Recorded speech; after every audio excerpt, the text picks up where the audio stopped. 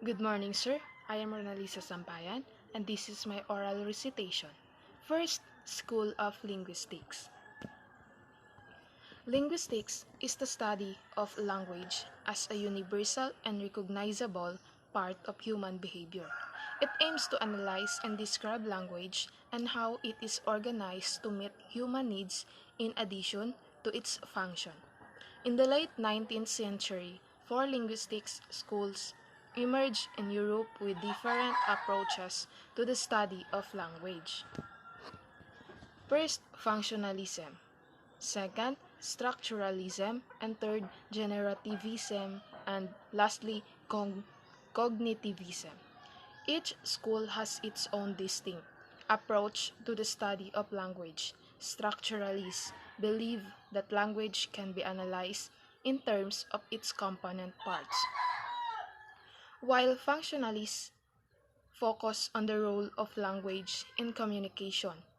Generative grammarians aim to describe the rules that underlie all utterances, while cognitive linguists focus on the mental processes involved in language use.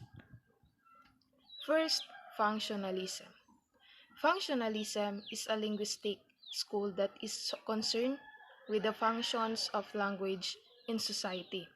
It is interested in how language is used to communicate meaning and how it influences social interaction. Functionalists believe that language is a tool that humans use to interact with each other and that it plays an important role in shaping our social world. Functionalists have identified three main functions of language. First, communication, second, control, and third, representation. Communication.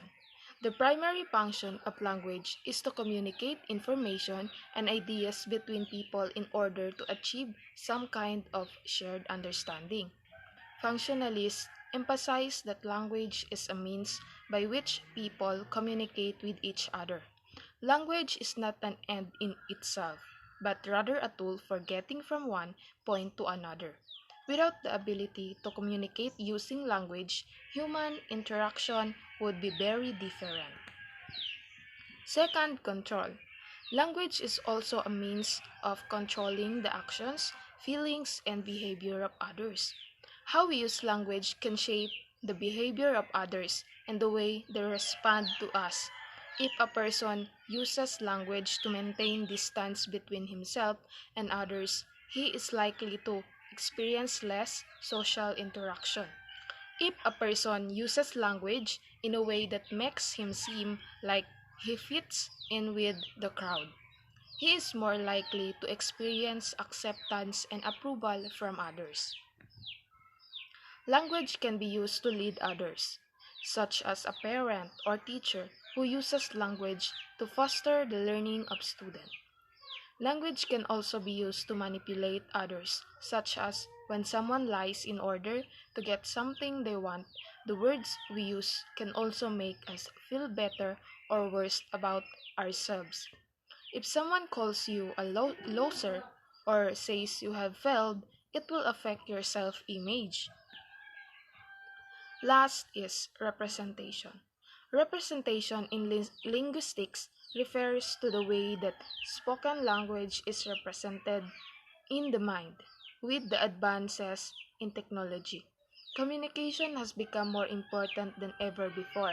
The ability to communicate effectively can be the difference between success and failure in many aspects of life. For example, the mentalist suggests that language is represented in the mind as a set of mental symbols. These symbols correspond to the sounds and meaning of words. Mentalists believe that these symbols are combined according to rules to create sentences. Accordingly, it is important to understand the different ways people communicate and how to best represent oneself in order to be successful. Number 2, structuralism. In linguistics, structuralism is an approach that emphasizes the study of language as a system of rules and components. Structuralists believe that all languages have the same basic structure and that this structure is universal.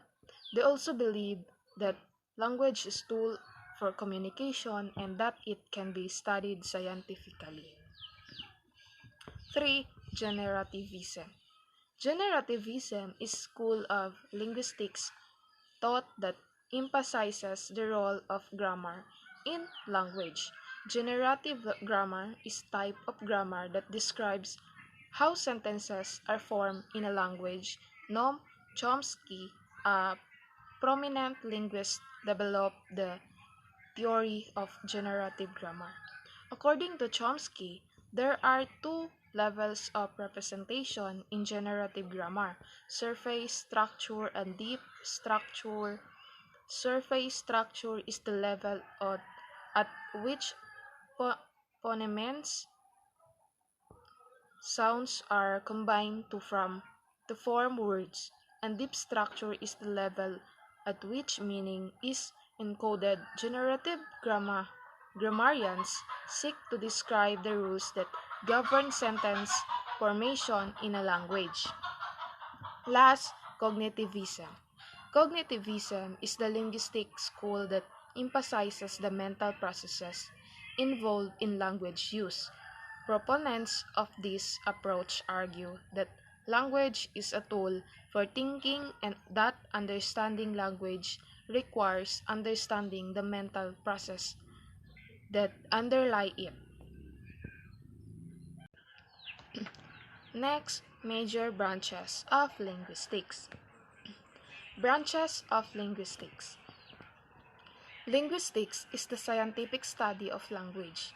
It encompasses a wide range of topics, including the structure, history, and use of language linguistics, also studying how people acquire and use language, how it changes over time, and how it is used in different contexts. It covers a broad range of topics from the structure of words to the meaning of sentences, from child language acquisition to the history of language. Fields and branches of linguistics. The field of linguistics is divided into several subfields, each of which focuses on a specific aspects of language. The major branches are phonetics, phonology, morphology, syntax, semantics, and pragmatics. First is phonetics. The study of linguistics focuses on how language are structured and how they work. Phonetics is one of the most important aspects of linguistics. It is the first step to learning a language. Phonetics is the study of human speech sounds and studies the production, transmission, and reception of speech sounds. It focuses on language sounds and their patterns, including the laws that govern them as well as how they affect meaning.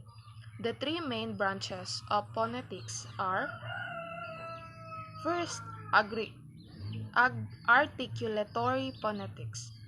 Articulatory phonetics is a subfield of linguistics that focuses on the study of the production of human speech sounds. It covers a wide range of topics from the anatomy and physiology of the speech organs to the acoustics of speech production. It looks at the anatomy of the human vocal tract and how it produces indifferent sounds. Articulatory phonetics also looks at how different sounds are articulated in different languages. This can involve studying things like vowel harmony or consonant clusters. Number 2, acoustic phonetics. Acoustic phonetics is the study of speech sounds in terms of their physical properties, such as their production, transmission, and reception. Sounds as transmitted between mouth and ear. The main focus of acoustic phonetics is on the characteristics of speech, sounds, or tones, such as their wavelength, frequency, and amplitude. Acoustic phonetics is a subfield of phonetics which is itself a branch of linguistics. The study of acoustic phonetics began in the 19th century with the development of instruments for measuring sound waves.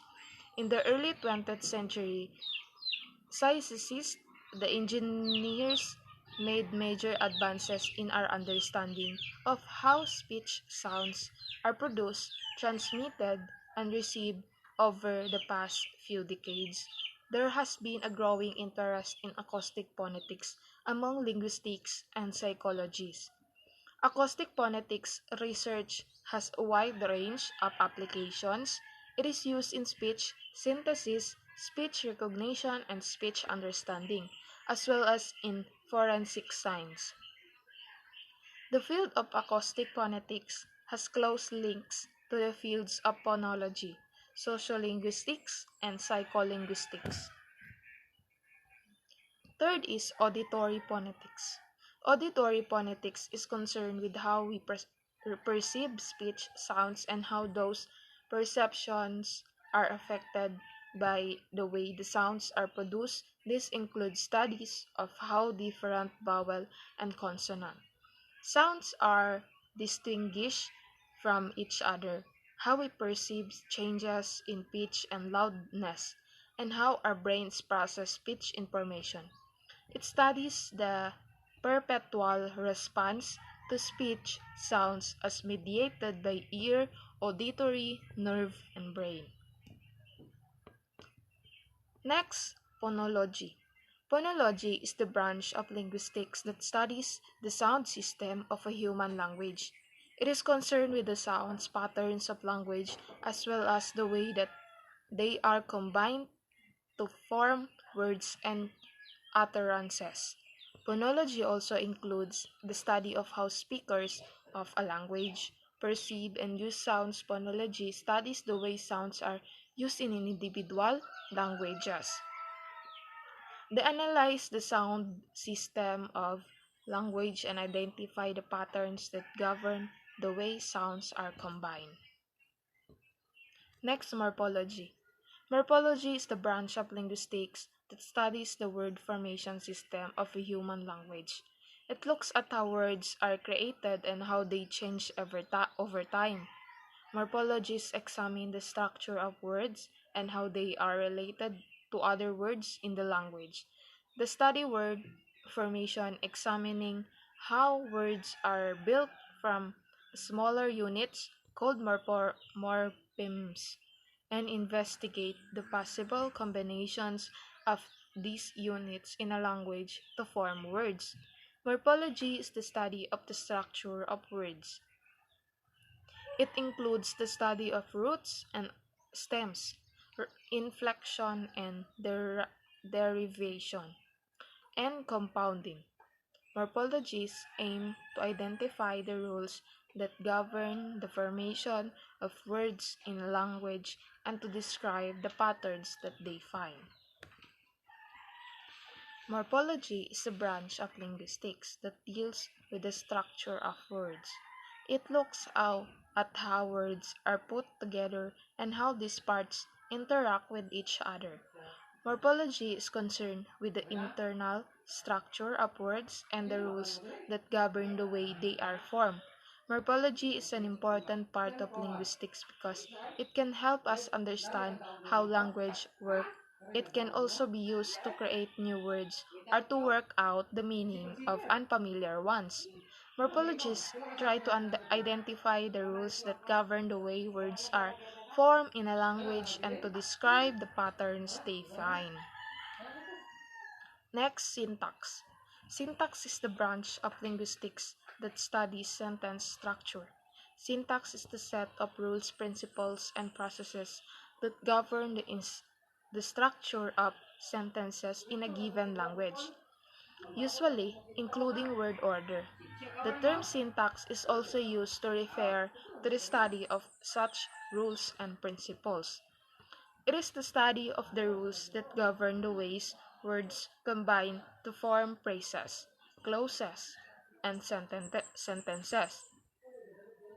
It is concerned with the correct use of grammatical forms and with the relationships between words. A knowledge of syntax is essential for a full understanding of a language. Investigators try to describe the rules that govern how words combine to form grammatical sentence. The rules may be praised in terms of word order. Example, English sentences must have a subject before the predicate,